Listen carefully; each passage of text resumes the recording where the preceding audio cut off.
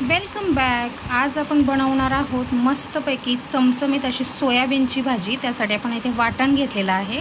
ते इथे 8 ते 10 लसणाच्या पाकळ्या, 1 इंचाचा आल्याचा तुकडा, खोबरं, एक भाजलेला कांदा, एक टोमॅटो आणि थोडीशी कोथिंबीर घ्यायची आहे आपण इथे. आणि हे वाटण आपण काळा मसाल्यासाठी देखील, काळा मसाला म्हणून देखील ओळखतो. तर अशी चमचमीत मस्त भाजी होते.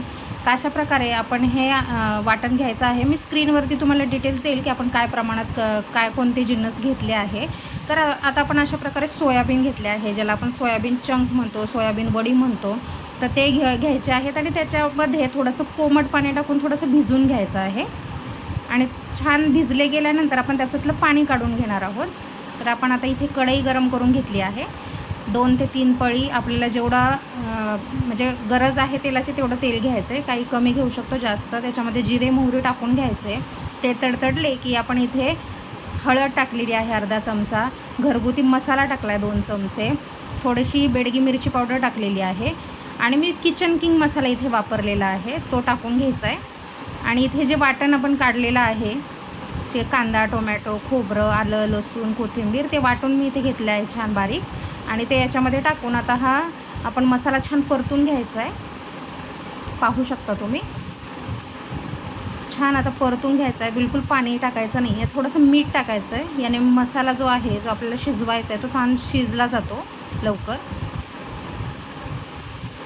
आता साधारण अर्धा मिनिट आपण असंच ते थोडंसं परतून घेऊयात. आता आपण याच्यावरती ताट ठेवून हा शिजवून घ्यायचा आहे छान मसाला. आता आपण बाजूला आपले जे सोया चंक आहेत किंवा सोयाबीन वडी आहे ती छान भिजलेली आहे. आता अशी पिळून घ्यायचं, कारण जे एक्स्ट्राचे जे पाणी आहे ते काढून घ्यायचं आहे. हे पहा, असं छान आपण ते सगळे पिळून घ्यायचे आणि छान भिजले पाहिजे गरम पाण्यामध्ये. गरम अगदी नाही घ्यायचं कडकडीत, थोडं कोमट पाण्यामध्ये भिजवले 5 मिनटं तरी आपले हे सोयाबीन चंक छान भिजतात.